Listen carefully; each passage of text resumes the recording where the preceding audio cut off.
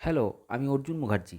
আমার techno knowledge academy এর তরফ থেকে আমার সকল সাবস্ক্রাইব বন্ধু এবং আমার সমস্ত স্টুডেন্টদের অসংখ্য শুভেচ্ছা এবং ভালোবাসা জানাই। আজকে আমি নিয়ে এসেছি যে টেকনিক্যালের যে ফাইল আছে কাটিং টুলস ওয়ান টাইপের তার টোটাল ডেফিনেশন এবং সেটা কী দিয়ে তৈরি হয় কাটিং টুলস টোটাল যে কাটিং টুলসগুলো আছে সেই কাটিং টুলসগুলো কী দিয়ে তৈরি হয়, কাটিং টুলের মেটেরিয়ালস কী আছে, অর্থাৎ কাটিং টুলস যত রকম কাটিং টুলস আছে তার হ্যান্ড টুলস আছে তার মেটেরিয়ালস কী আছে, কোন মেটালসের সেগুলো তৈরি হয়, সেটাই ভিডিওটাতে আমি আলোচনা করব। এছাড়া আমি এই ভিডিওতে আলোচনা করেছি যে ফাইল আমার কত রকমের আছে। এছাড়া ওই কাটিং টুলসের মধ্যে যে ফাইল আছে, ওয়ান টাইপের ফাইলের শেপ কত রকম, ফাইল ইমেজ কত রকম, ফাইল দেখতে কী রকম, ফাইল কাকে বলে এবং ফাইলের কাজ কী, এইগুলো নিয়ে আজকের ভিডিও। আশা করি শেষ পর্যন্ত দেখো, সবারই বিরাট উপকৃত হবে এবং এটা পার্ট 1। আমি নেক্সট ভিডিও পরবর্তীকালে নিয়ে আসবো, যেটা তোমাদের সামনে আমি এই ভিডিও দ্বারা তুলে ধরবো। তো আশা করি আমি আমার সমস্ত আহ, বন্ধুদের বা আমার স্টুডেন্টদের আমি হেল্প করতে পারছি এবং পারবো। তো আশা করি আমার এই চ্যানেলটাকে তোমরা সাবস্ক্রাইব করো আরও নতুন নতুন ভিডিও পেতে, এবং এই ভিডিওটা শেষ পর্যন্ত দেখো, অনেক ইনফরমেশন এই ভিডিওর মধ্যে আছে এবং তোমাদের যাতে হেল্প হয় তার জন্য আমি ভিডিওটা বানিয়েছি। তো চলো আমরা কাটিং টুলস যে মেটেরিয়ালস সেগুলোকে দেখে নিই যে কী কী কাটিং টুলসের মেটেরিয়ালস আছে। তাকে এখানে প্রথমেই বলছে রিভেট। রিভেট হচ্ছে ওয়ান টাইপের একটা রিভেট, যেটার কাটিং টুলস মানে যেটার মেটেরিয়ালস কী আছে না, রিভেট কী কী মেটালসের তৈরি হয় না। রিভেটস রড আয়রনের তৈরি হয়, ব্রাশের তৈরি হয়, কপারের তৈরি হয় অ্যান্ড অ্যালুমিনিয়ামের তৈরি হয়। রিভেটস অ্যালুমিনিয়াম, ব্রাশ, কপার এই সমস্ত মেটালের কিন্তু রিভেট তৈরি হয়। দ্বিতীয় হচ্ছে গেজ। গেজ হচ্ছে আমার অ্যালয় স্টিলের তৈরি হয়। তারপর হচ্ছে লেদ বেড বা স্টক যেটা বলা হচ্ছে লেদ বেড, যেটা লেদের যে বেড থাকে, লেদের বেডটা তৈরি হচ্ছে ওয়ান টাইপের কাস্ট আয়রনের তৈরি হচ্ছে লেদের বেড। তারপর হচ্ছে সোয়াজ ব্লক। সোয়াজ ব্লক যেটা ওয়ার্কশপে আমাদের থাকে, যে টেকনিক্যাল ওয়ার্কশপে সোয়াজ ব্লক যা বিরাট গুরুত্বপূর্ণ জিনিস একটা। তো সেই সোয়াজ ব্লক তৈরি হচ্ছে ক্লোজ গ্রেন কাস্ট আয়রন। তো নেক্সট দেখি যে হ্যাকসো ফ্রেম যেটা আছে, হ্যাকসো ব্লেড নয়, হ্যাকসো ফ্রেম, অর্থাৎ হ্যাকসো যেখানের মধ্যে ব্লেডটা লাগানো হয় সেই হ্যাকসো ফ্রেমের তৈরি হচ্ছে আমার মাইল স্টিল। হ্যাকসো ব্লেডের যে মেটেরিয়ালসটা থাকে, হ্যাকসো ব্লেড কোন মেটালসে তৈরি হয় যদি কেউ জিজ্ঞেস করে,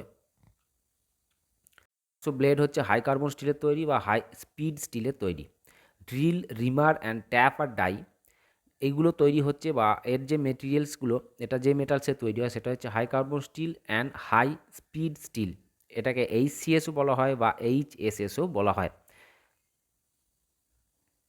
তারপর হচ্ছে scriber, divider, punch, hammer, chisel, file, scraper.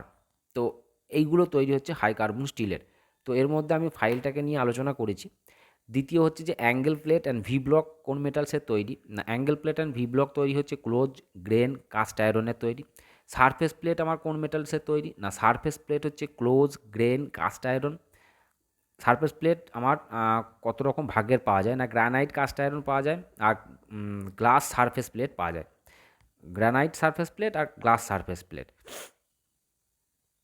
তারপর স্টিল রুল, কাটিং টুলস যে মেটাল, আর স্টিল রুল কোন মেটালসের তৈরি হয় না, স্টিল রুল হচ্ছে stainless steel and spring steel. তারপর caliper, bolt, strong, anvil, rake and poker এগুলো কোন মেটালসের তৈরি না, এগুলো হচ্ছে মাইল স্টিলের তৈরি। ট্রাই স্কোয়ার তৈরি হচ্ছে high carbon steel. Stock try স্কোয়ারের দুটো পার্টস থাকে, একটা হচ্ছে ব্লেড আর একটা হচ্ছে স্টোক। তো ব্লেড আর স্টোকটা হচ্ছে কাস্ট আয়রন বা অ্যালুমিনিয়ামের তৈরি হয়, আর ব্লেডটা তৈরি হয় হাই কার্বন স্টিলের। তো এই যে এতগুলো গেল, এগুলো হচ্ছে কাস্ট আয়রন মানে কাটিং টুলসের কী কী মেটালস আছে সেইগুলো নিয়ে আমি এতক্ষণ তোমাদের সামনে তুলে ধরলাম। তোমাদের যে সমস্ত এক্সামগুলো হবে সেই এক্সামে কিন্তু এইগুলো প্রচুর পরিমাণে এই কোশ্চেন থেকে এখানে থেকে কোশ্চেন আসে, যে কোনটা কোন মেটালসে তৈরি। দেখো আমি নেক্সট যেটা আলোচনা করেছি সেটা হচ্ছে ফাইল। ফাইল হচ্ছে একটা ওয়ান টাইপের কাটিং টুলস। ফাইল হচ্ছে ওয়ান টাইপের কাটিং টুলস, অর্থাৎ ফাইল দ্বারা আমরা খুব অল্প পরিমাণে যে মেটাল সেটাকে রিমুভ করতে পারি একটা নির্দিষ্ট শেপ দেওয়ার জন্যে। তো ফাইলের একটা পার্টস যদি আমরা বলি, দেখো এখানে একটা ফাইলের ছবি দেওয়া আছে।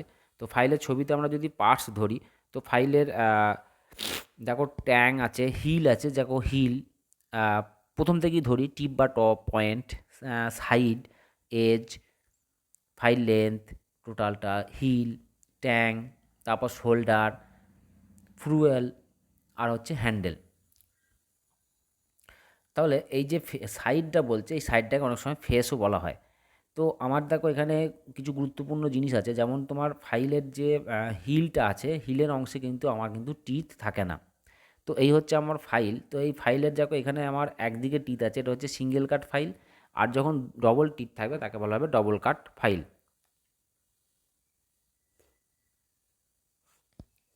তো হ্যালো আমার ফ্রেন্ডস, দেখো এইখানে একটা আমি ছবি দিয়েছি। তো আশা করি এই ছবিটা, এইখানে এক্স চিহ্নটা কি মার্কিং করছে সেটা তোমরা কমেন্টসে বলে আমাকে জানাবে যে এক্সটা কি বলতে চাইছে, বা এক্সটার কোশ্চেনটা কী হবে, উত্তরটা কী হবে।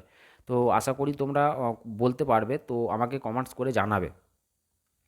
দেখো এখানে ফাইলের যে কার্ড হিসেবে ফাইলকে ভাগ করা হচ্ছে, ফাইলের চারটে ভাগ আছে, দেখো সেই চারটে ভাগের ছবি এখানে দেওয়া আছে।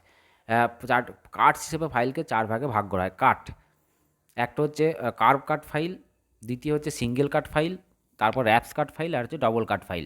দেখো এ অংশটা হচ্ছে কার্ভ কাট ফাইল। কার্ভ কাট ফাইল দেখতে কেমন দেখো সেরকম এখানে দেখানো হয়েছে।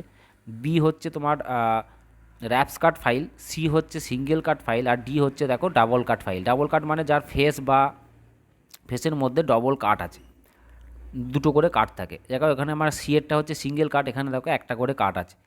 তো এই হচ্ছে আমার ফাইলের কাট হিসেবে ফাইলকে এত ভাগে ভাগ করা হয়। এবার দেখো শেপ হিসেবে ফাইলকে কত ভাগে ভাগ করা হয়। ফাইলকে শেপ হিসেবে ভাগ করা হয়, দেখো প্রথমে হচ্ছে এক নম্বর হচ্ছে হ্যান্ড ফাইল, দ্বিতীয় হচ্ছে ট্রায়াঙ্গেল ফাইল, তৃতীয় হচ্ছে স্কোয়ার ফাইল, তারপর হচ্ছে তোমার knife edge file, needle file, flat file, round file, half round file, pillar file and mill file, mills file যেটাকে বলা হচ্ছে। অর্থাৎ এখানে আমার এতগুলো ভাগের আমার কিন্তু কার্ড হিসেবে ফাইল, মানে সেফ হিসেবে ফাইল, ফাইল দেখতে কীরকম সেরকম টাইপের ফাইলকে হচ্ছে এত ভাগে ভাগ করা হচ্ছে। দেখতে বলতে কখনও দেখো সেটা ট্রায়াঙ্গেল হচ্ছে, কখনও সেটা স্কোয়ার হচ্ছে, কখনও সেটা হ্যান্ড ফাইল হচ্ছে, কখনও সেটা ফ্ল্যাট হচ্ছে, কখনও রাউন্ড হচ্ছে, কখনও সেটা পিলার হচ্ছে, কখনও হাফ রাউন্ড হচ্ছে, কখনও মিলস ফাইল হচ্ছে, কখনও সেটা নিডল ফাইল হচ্ছে, অর্থাৎ নিফেজ ফাইল। এতগুলো ফাইলকে আমার শেপ হিসাবে ফাইলকে ভাগ করা হয় অ্যাকর্ডিং টু শেপ। এবার ফাইলের ধরো আমার কাজ করতে করতে ফাইলটা আমার জাম হয়ে গেছে, তো কন্টিনিউ কাজ করছি, ফাইলের যে টিথগুলো আছে সেগুলো যদি ব্লক হয়ে যায়, তো সেইটাকে ছাড়ানোর জন্য আমার যে ব্রাশটা ইউজ করা হয় তাকে বলা হয় ফাইল কার্ড বা কার্ড ব্রুশও বলা হয়। ঠিক আছে, ফাইল কার্ড বা কার্ড ব্রুশ বলা হয়, যেটা ফাইলের অংশে যে মেটেরিয়ালসগুলো জাম হয়ে যাচ্ছে সেটাকে বার করার জন্যে বা সেটাকে রিমুভ করার জন্যে এটা ইউজ করা হয়। তো আশা করি আমার ফ্রেন্ডস বা আমার স্টুডেন্টরা তোমার এই ভিডিওটা খুব উপকার হবে। এই ভিডিওটা প্রচুর প্রচুর শেয়ার করো, আমার চ্যানেলকে গ্রোথ করো এবং আমাকে সাহায্য করো, কমেন্টস করো, লাইক করো, যাতে আমি আরও নতুন নতুন ভিডিও দিয়ে তোমাদের পাশে এবং তোমাদের হেল্প করতে পারি। তো সবাই ভালো থেকো এবং খুব সুস্থ থেকো।